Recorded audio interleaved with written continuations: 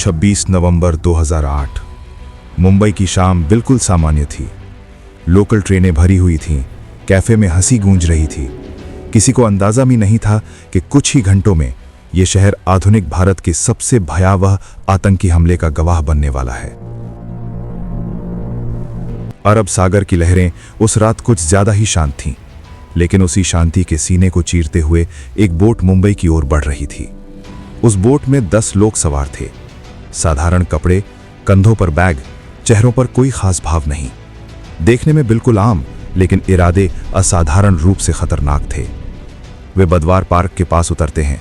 वहां मौजूद स्थानीय लोगों को उनका व्यवहार अजीब लगता है। तभी भरत तमोर नाम का एक स्थानीय व्यक्ति उन्हें रोककर पूछता है, कहां जा रहे हो? इस सवाल पे तो वो पहले हिचकिचाते हैं, फिर बहाने बनाते हुए कोई खुद को स्टूडेंट बताता है तो कोई कुछ। तभी उनमें से एक तेज आवाज में कहता है, अपने काम से काम रखो। रात गहरा रही थी। 8 लड़के 2-2 के ग्रुप में बंटकर अलग अलग होकर अपनी लोकेशन पर पहुंच रहे थे। तो वहीं बाकी के 2 समुद्री रास्ते से होते हुए ओबेरॉय होटल पहुंचते हैं। उनके निशाने तय थे: Chhatrapati Shivaji terminus, Taj Mahal palace hotel, Leopold cafe, Nariman house और ओबेरॉय ट्राइडेंट होटल। मुंबई को अब तक अंदाजा नहीं था कि मौत उसके दरवाजे पर दस्तक दे चुकी है। रात करीब 9:20। सीएसटी रेलवे स्टेशन पर रोज की तरह भीड़ थी। प्लेटफॉर्म पर यात्री, चाय बेचने वाले, कुली, रेलवे कर्मचारी सब अपनी अपनी दुनिया में व्यस्त थे। तभी 2 युवक स्टेशन के मुख्य हॉल में दाखिल होते हैं, अजमल कसाब और इस्माइल खान। कुछ सेकंड तक वे इधर उधर देखते हैं, फिर अचानक AK-47 हवा में उठती है और गोलियों की बरसात शुरू हो जाती है। पहली गोली गिरते ही स्टेशन की शांति चकनाचूर हो जाती है। लोग समझ ही नहीं पाते कि हो क्या रहा है। कोई इसे गैंग वॉर समझता है तो कोई पटाखा। लेकिन जैसे जैसे गोलियों की आवाज गूंजती है, हकीकत साफ होने लगती है। कसाब पागलों की तरह फायरिंग कर रहा था। इस्माइल हैंड ग्रेनेड फेंक रहा था। हर तरफ चीख पुकार होने लगी। बच्चे अपनी माओ से बिछड़ रहे थे। लोग बेंचों के नीचे छुप रहे थे। रेलवे पुलिस के पास सिर्फ ड्यूटी रिवॉल्वर थी और सामने दोनों आतंकियों के पास अत्याधुनिक हथियार। फिर भी उन्होंने मुकाबला किया। इस मुठभेड़ में कई जवान वहीं शहीद हो जाते हैं। इसी बीच एक रेलवे कर्मचारी विष्णु दत्ताराम अपनी जान जोखिम में डालकर अनाउंसमेंट करते हैं कि सभी यात्री तुरंत स्टेशन खाली कर अपनी जान बचाएं। इस एक आवाज ने सैकड़ों जानें बचाईं। करीब 1 घंटे में 58 लोग मारे गए, 100 से ज्यादा घायल हुए। प्लेटफॉर्म जो जिंदगी की रफ्तार का प्रतीक हुआ करता था, अब खामोश पड़ा था, खून से लथपथ। इतनी देर में मुंबई पुलिस कुछ समझ पाती, उतने में एक और खूनी खेल शुरू हो चुका था। इस बार लोकेशन थी लियोपोल्ड कैफे।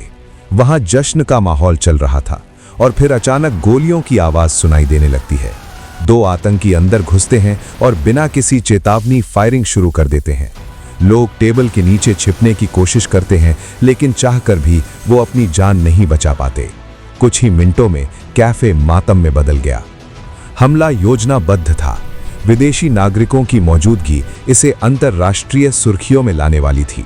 आतंकियों का मकसद सिर्फ हत्या नहीं था, संदेश देना था। उनका अगला टारगेट होता है मुंबई की शान ताज होटल। उस रात वहां कई बड़े बिजनेस लीडर और विदेशी मेहमान ठहरे हुए थे। होटल के अंदर अचानक गोलियां गूंजती हैं। 2 आतंकी मुख्य द्वार से दाखिल होते हैं। गार्ड को भी मार दिया जाता है। ग्राउंड फ्लोर पर अफरा तफरी मच जाती है। कुछ लोगों को वहीं गोली मार दी जाती है, कुछ को बंधक बना लिया जाता है। उसी समय उद्योगपति गौतम अदानी भी होटल में मौजूद थे। जैसे ही खतरे की सूचना मिलती है, स्टाफ उन्हें किचन के रास्ते बेसमेंट में ले जाते हैं। रात भर वे वहीं छिपे रहते हैं। सुबह उन्हें किसी तरह सुरक्षित निकाला जाता है, लेकिन हर कोई इतना भाग्यशाली नहीं था। आतंकी ऊपर के फ्लोर की ओर बढ़ते हैं। उनका इरादा किसी बड़े नाम को बंधक बनाकर सरकार पर दबाव बनाने का था। 5वें फ्लोर पर बिजनेस सेंटर था। वहां तलाश की जाती है, लेकिन उन्हें कोई भी ऐसा बड़ा आदमी नहीं मिलता जिसे वो बंधक बनाते। फिर वे 6ठे फ्लोर पर जाते हैं और कमरा नंबर 520 को खोलने की कोशिश करते हैं, लेकिन दरवाजा अंदर से बंद रहता है। गोलियों से दरवाजे को तोड़ दिया जाता है। अंदर कॉरपोरेशन बैंक के पूर्व चेयरमैन KR रामामूर्ति छिपे थे। उन्हें बंधक बना लिया जाता है। सभी बंधक के ID कार्ड देखे जाते हैं, लेकिन उन्हें कोई बड़ा नाम नहीं मिलता। आतंकी गुस्से में आकर कमरे में आग लगा देते हैं। धुएं से घुटते बंधकों ने हिम्मत नहीं हारी। चादरों के सहारे वे खिड़की से नीचे उतर जाते हैं। उनकी जान तो बच जाती है, लेकिन होटल के भीतर कई और लोग जान गंवा चुके थे। ताज होटल जल रहा था, गुंबद से धुआं उठ रहा था। पूरी दुनिया टीवी स्क्रीन पर यह दृश्य देख रही थी। तभी कुछ ही समय बाद विले पार्ले और वाड़ी बंदर में टैक्सियों में बम ब्लास्ट हुए। ड्राइवरों को धोखे से बम के साथ छोड़ दिया गया था। धमाका इतना तेज था कि आसपास की इमारतों को भी हिलाकर रख दिया। आतंकी सिर्फ फायरिंग नहीं कर रहे थे, वे शहर को हर कोने को दहला रहे थे। नाजिर और बाबर इमरान नरीमन हाउस में घुसकर वहां मौजूद लोगों को हॉस्टेज बना लेते हैं। दरअसल नरीमन हाउस पर इन आतंकियों का अटैक करने का एक अलग मोटिव होता है। यहां कई यहूदी आकर रुकते और प्रेयर करते। इस जगह पर इजरायली प्रीस्ट राबी गैब्रियल होल्सबर्ग और उनकी पत्नी रिफ्का अपने बेटे मोशे के साथ रहते थे। यहूदी सेंटर होने की वजह से आतंकियों का प्लान यहां पर किसी को मारने की बजाय उन्हें बंदी बनाने का होता है। उनका मोटिव था कि वो सभी इजरायली सिटीजन्स को हॉस्टेज बनाकर इजरायली गवर्नमेंट से नेगोशिएट करते, जिसके चलते इजरायल भारत पर अपने सिटीजन्स को बचाने के लिए दबाव बनाता। इस तरह आतंकियों का मकसद इजरायल और इंडिया के रिलेशन में फूट डालने का भी था। इसलिए दोनों आतंकी यहां रह रहे गैब्रियल और उनकी पत्नी रिफ्का पर इजरायल की एम्बेसी से बात करवाने के लिए प्रेशर बनाते हैं। लेकिन जब कोई बात नहीं बनती तो आतंकी फ्रस्ट्रेट होकर नरीमन हाउस को भी खून से रंग देते हैं। इस हमले में गैब्रियल और उनकी प्रेग्नेंट वाइफ समेत 9 लोग अपनी जान गंवा देते हैं। ओबेरॉय ट्राइडेंट होटल में भी वही कहानी दोहराई गई। लॉबी में फायरिंग, मेहमानों को बंधक बनाना, आगजनी। होटल स्टाफ ने कई लोगों को छुपाकर जान बचाई। प्रदीप नाम के एक कर्मचारी ने सूझबूझ दिखाते हुए आतंकियों को लिफ्ट की ओर ले जाकर खुद बच निकलने में सफलता भी पाई, लेकिन कई और लोग मारे जाते हैं। मुंबई पुलिस अब समझ चुकी थी कि ये कोई गैंग वार नहीं, ये एक सोची समझी आतंकी हमला है। एटीएस प्रमुख हेमंत करकरे, एसीपी अशोक कामटे और एनकाउंटर स्पेशलिस्ट विजय सालस्कर टीम के साथ निकलते हैं। सूचना मिली कि सीएसटी के हमलावर इस्माइल खान और अजमल कसाब कामा हॉस्पिटल के पास देखे गए हैं। पुलिस वाहन जैसे ही वहां पहुंचा, अचानक गोलियों की बौछार शुरू हो गई। कसाब और इस्माइल ने पुलिस गाड़ी पर पूरी 2 मैगजीन खाली कर दी। जवाबी फायरिंग हुई, लेकिन पुलिस वाहन छलनी हो चुका था। कई अधिकारी वहीं शहीद हो गए। आतंकी गाड़ी के पास जाते हैं और गाड़ी में से पुलिस वाले को बाहर निकालते हैं, लेकिन पीछे की सीट लॉक होने की वजह से वो दोनों आगे वाली सीट पर ही बैठ के निकल लेते हैं। लेकिन पीछे की सीट पर हेड कांस्टेबल अरुण जाधव जिंदा थे। उन्होंने मरने का नाटक किया और जब आतंकी दूसरी कार को ले लेते हैं तो वो तुरंत कंट्रोल रूम को उनकी लोकेशन की सूचना देते हैं। आगे बैरिकेडिंग लगा दी जाती है। मुठभेड़ शुरू होती है। एक आतंकी मारा जाता है जबकि दूसरा जख्मी होकर गिरा होता है। तभी assistant sub inspector Tukaram Omble निहत्थे आगे बढ़ते हैं कंफर्म करने के लिए कि कोई आतंकी जिंदा तो नहीं। लेकिन जैसे ही वो आतंकी के पास पहुंचते हैं तो एक आतंकी उन पे फायरिंग शुरू कर देता है, लेकिन वो कसाब की राइफल को पकड़ लेते हैं। कसाब ने उन पर 23 गोलियां दागी। ओम्बले वहीं शहीद हो जाते हैं, लेकिन कसाब जिंदा पकड़ा जाता है। ये गिरफ्तारी पूरे ऑपरेशन का टर्निंग पॉइंट बनता है। उधर ताज, ओबरॉय और नरीमन हाउस में ऑपरेशन जारी था। एनएसजी कमांडो बुलाए जाते हैं। तकरीबन 60 घंटे तक मुठभेड़ चलती है। 29 नवंबर की सुबह तक ऑपरेशन समाप्त होता है।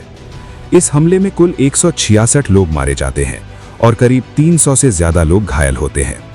कई परिवार हमेशा के लिए बदल गए। लेकिन 10 लड़कों का मुंबई में घुसकर ऐसी खौफनाक घटना को अंजाम देना भारत के लिए एक बड़ा इंटेलिजेंस फेलियर था। इस घटना ने भारत सरकार को अपनी सुरक्षा को लेकर फिर से सोचने के लिए मजबूर कर दिया। इस पूरी घटना के बाद भारत समेत पूरी दुनिया में काफी वक्त तक हलचल रही। जहां वर्ल्ड मीडिया में इस आतंकी हमले की निंदा हो रही थी, तो वहीं महाराष्ट्र में मंत्रियों के इस्तीफे का दौर जारी था। महाराष्ट्र के मुख्यमंत्री विलासराव देशमुख, उप मुख्यमंत्री आर पाटिल और देश के गृह मंत्री शिवराज पाटिल अपने पदों से इस्तीफा दे देते हैं। वहीं भारत की जनता इस हमले के लिए पाकिस्तान से बदला लेने के लिए भारतीय सेनाओं के अध्यक्षों के साथ लगातार मीटिंग्स करते हैं। पहले गुप्त तरीके से पाकिस्तान में घुसकर लश्कर-ए-तैयबा के सेंटर को तबाह करने का विचार बनाया जाता है। फिर एयरफोर्स के जरिए हवाई हमलों से पाकिस्तानी आतंकी संगठनों को उड़ाने के बारे में सोचा जाता है, लेकिन अंत में कोई भी ऑपरेशन न करने का फैसला लिया जाता है।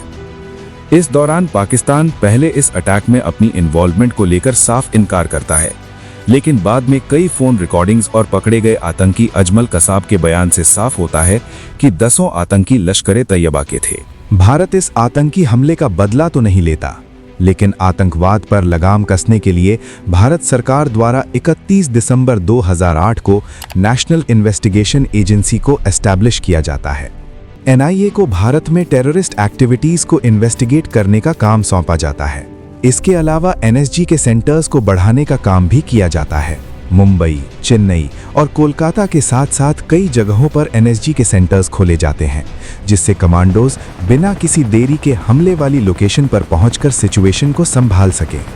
इसके अलावा आतंकवादी अजमल कसाब से कई सालों तक पूछताछ चलता है, जिसके चलते पाकिस्तान के लश्कर तैयबा और इस अटैक्स को लेकर कई राजों का खुलासा होता है। लेकिन इस अटैक के survivor head constable Arun Jadhav की गवाही को देखते हुए 2010 में कसाब को फांसी की सजा देने का फैसला होता है और फाइनली 21 नवंबर 2012 को पुणे की जेल में कसाब को फांसी दे दी जाती है। उसकी मौत के साथ ही इस हमले के आखिरी आतंकवादी को भी मिट्टी में मिला दिया जाता है। लेकिन आतंक का मकसद सिर्फ जान लेना नहीं होता, आतंक का असली मकसद होता है डर को जिंदा रखना। 26 नवंबर 2008 ने मुंबई को जख्मी जरूर किया, सैकड़ों परिवारों की दुनिया बदल दी, लेकिन इस शहर की रूह को तोड़ नहीं पाए।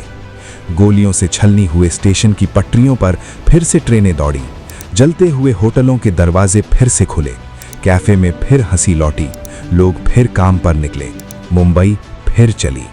लेकिन उस रात की गूंज आज भी हवा में तैरती है। CST के प्लेटफॉर्म पर गोलियों की आवाज, ताज होटल की खिड़कियों से उठती आग, सायरन की चीखती ध्वनि, घबराए हुए लोगों की पुकार और उन बहादुरों की याद, पुलिसकर्मी, कमांडो, होटल स्टाफ, आम नागरिक, जिन्होंने दूसरों की जान बचाने के लिए अपनी जान दे दी। 26 नवंबर 2008 सिर्फ एक तारीख नहीं है, ये एक चेतावनी है कि सुरक्षा कभी भी हल्के में नहीं ली जा सकती। ये साहस की कहानी है कि जब इंसानियत खड़ी होती है तो आतंक भी कांपता है। ये याद दिलाती है कि सतर्कता की कीमत हमेशा कम होती है, लेकिन लापरवाही की कीमत इतिहास में खून से लिखी जाती है।